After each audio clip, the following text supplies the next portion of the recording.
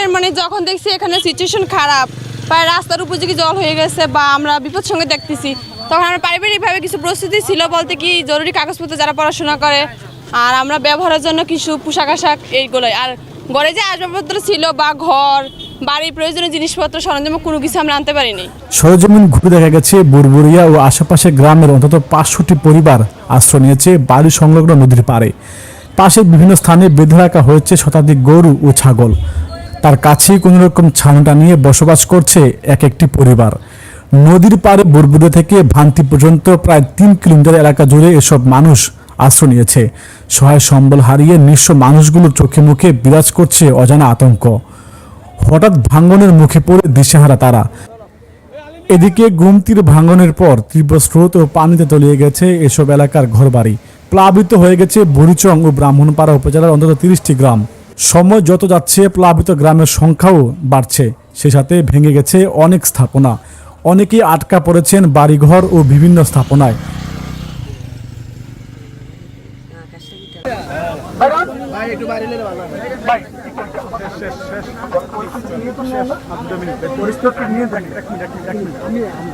পাঁচটা বাড়ি ছিল না?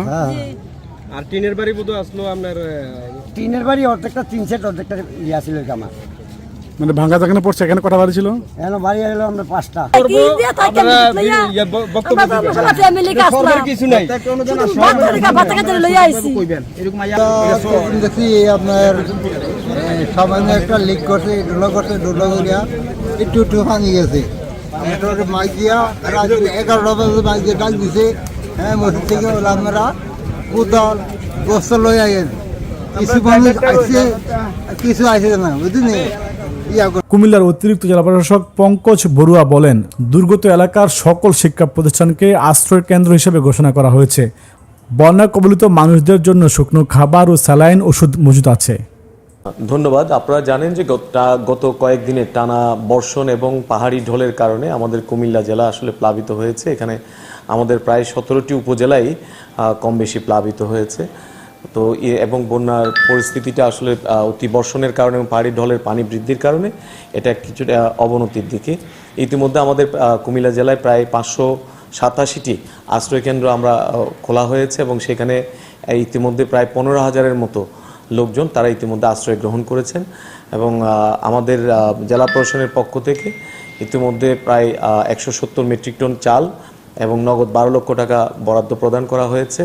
এবং একই সাথে আমাদের জনস্বাস্থ্য প্রকৌশল অধিদপ্তরের পক্ষ থেকেও প্রায় 2 লক্ষাধিক পানি বিশুদ্ধকরণ ট্যাবলেট এবং আমাদের স্বাস্থ্য বিভাগের পক্ষ থেকে প্রায় 1 লক্ষের মতো ওর স্যালাইন এগুলো মজুদ আছে, এখন সকল উপজেলায় পৌঁছে দেওয়া হয়েছে।